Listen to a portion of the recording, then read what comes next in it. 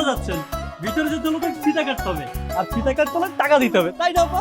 অবশ্যই ফিতা কেটে ভেতরে ঢুকতে হবে, তার আগে টাকা দিতে হবে। এই আপনারা কি ভিখারি নাকি যে হাত পেতে টাকা চাচ্ছেন? কিন্তু ভিখারি হওয়ার কি আছে, এটাই নিয়ম। তাই নাকি? তা ভিখারিরা তো এত সেজে গুজে টাকা চায় না, তারা তো বলে আপা আল্লাহর রাস্তায় 2টা টাকা দেন। ঠিক আছে, এই নেন আপনার 5 টাকা।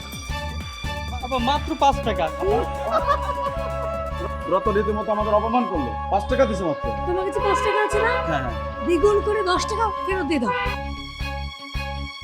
দেখ একদম কুল বেবি কুল। কত টেনশন হচ্ছে, হামদাটা উপরে যে কিনা কি হচ্ছে, একটু আগে তো ভিতরে কথা বললাম। এক্সকিউজ মি, আপনারা ফিস ফিস করে কি বলছেন? টাকা না দিলে তো ভেতরে যেতে পারবেন না, টাকা দেন ভেতরে যান। এই তোমাদের কত টাকা দিতে হবে? মাত্র 50,000, তাই না? আপা একদম। 50,000 টাকা? মা এত কাহিনী কেন করছো? টাকাগুলো দিয়ে দিলি তো হইতো, দিয়ে দাও তাদের ভিতর দিবি। দিয়ে দিচ্ছি। ভাই ঘুরে নাও, নে। টাকা ঠিক আছে? সব একদম ঠিক আছে। ওকে, নেন কেচি নেন, ফিতা কাটেন ভেতরে ঢুকুন।